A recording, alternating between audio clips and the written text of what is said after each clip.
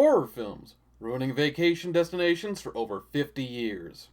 Why don't you tell me someone is loving you? 'Cause you're my girl. Some say it's no longer true. They're saying some slick continental dude.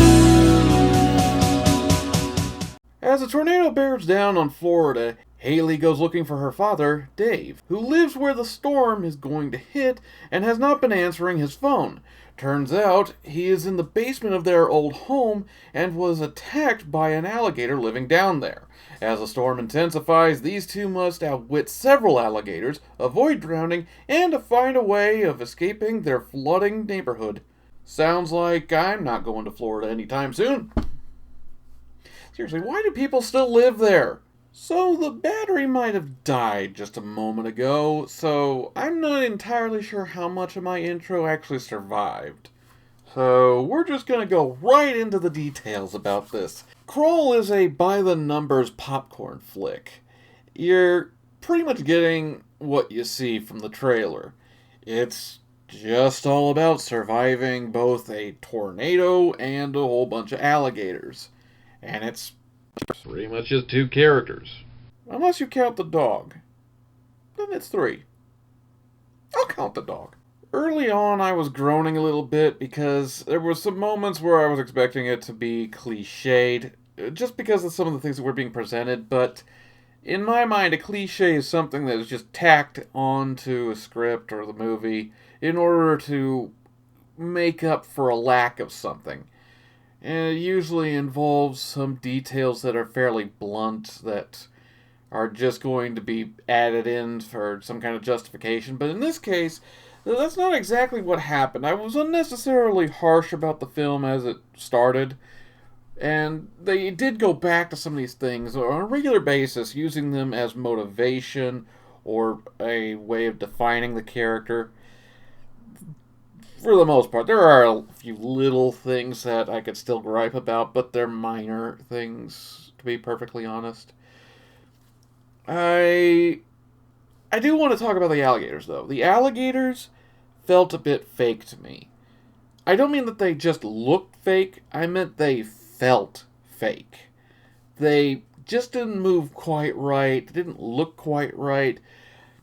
I think that the actions were a little unnatural, but I'm not a alligator expert. I just know what I've seen from shows on Discovery and Animal Planet, so there might be a few details that maybe I'm getting wrong. Maybe the movie got them wrong and I'm right about that, but it just didn't feel quite right. I think they should have really had some more, like prosthetic sort of stuff on set. Maybe some fake alligators that they use during the course of the film for some shots where they're not moving around or they're moving around very little, where you can hide the people that are using them or the pneumatics, whatever you would use to get them to move around.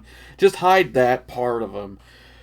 But even though the alligators are a bit on the uncanny valley side of effects, I will admit, and I only really figured this out after someone else pointed it out, but thinking back on it, they're right.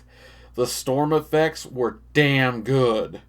At no point did I actually believe that there was anything but a real storm going on there. I didn't have that moment where I'm going, oh, this looks so fake, or oh, this is taking me out of the movie because it doesn't look natural. I have been through a lot of storms. I know what it's like to drive through them. I know what they're like in different areas. I used to have a job where I was traveling all around, so I got to see some storms that really, they captured what it's like to go through some really nasty stuff. I've been in areas where water has flooded over a road, and I've driven through a flooded road. And even though I understand why she went to go get her father, she risked her own life, and her father risked his own life and the life of his own daughter just going back to that house. I really hate that. I am always against people trying to ride out a storm because they're thinking, oh, it's just my life. Well, it's not your life. It's not just your life. There are people that are going to come looking to help you because they are good people. If it's the Coast Guard, it's their job. If it's just people that have a boat, they're doing it as a courtesy to try and find people because they can get people out of there. People are willing to risk their own lives to save your dumbass. So don't be a dumbass. Don't ride out the storm. Your stuff, if it's going to be fine, then you go back to it and it's fine.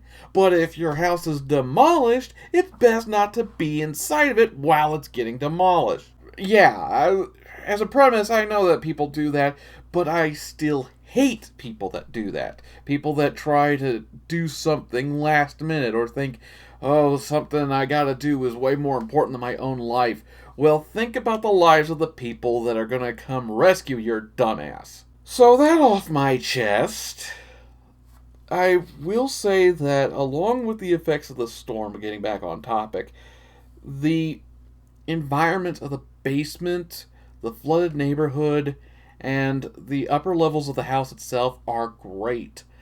I love their look. I love their feel of, well, in the case of the basement, it's dark and grungy. In the case of the flooded neighborhood, it looks like an actual disaster area. And it's used like one. It's really well used, and the upper levels of the house looked like they were lived in at one point, and all the debris and such. It really works. On top of that, the film is deceptively beautiful. The cinematography is phenomenal in this. And I know people are going to be going, oh, it doesn't look that pretty. Really look at some of these shots.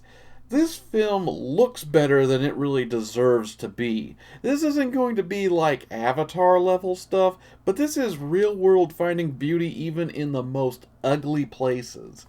Like the water.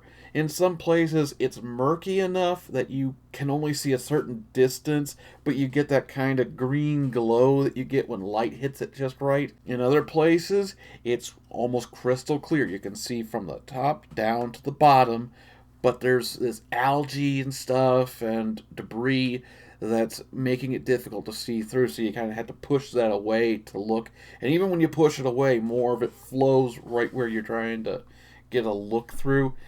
It's really well laid out in that respect, and it looks great. It's kind of weird to say, it's the cleanest looking dirty film I've seen in a while.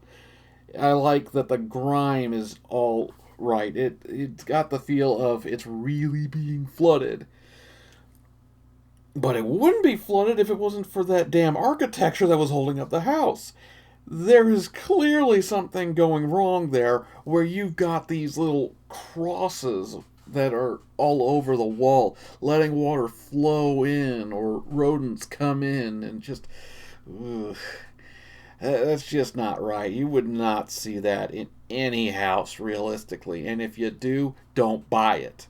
Haley and Dave are great together. Their performances are, well, you don't really have anyone else to compare to in the film, but they're great together. They work off of each other really well. You get the feeling that they've actually got a bond. I like that. I really like that. I love good characters in horror films, or any film for that matter. The leads also take quite a bit of beating and act it out appropriately, especially the father. He has one scene where he's trying to mend his broken leg that made it very difficult for me to sit still in the theater seat. In fact, I was probably tumbling around as much as they were when the alligators were doing the death roll. This does invoke memories of the Evil Dead in the respect that the actors are really getting put through the ringer. They're being tossed around, beaten up, beaten down, and thrown around.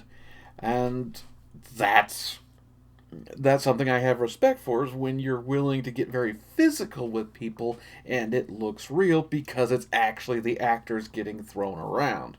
Or stunt doubles. It's not some kind of CG mess. So points there. I do, however, feel that there were some very dumb and frustrating issues that made it difficult to watch. One is having the father in his house. Two is having Haley go after him. I understand her going after her father, but an F5 tornado's coming in? Also all those alligators. I understand that.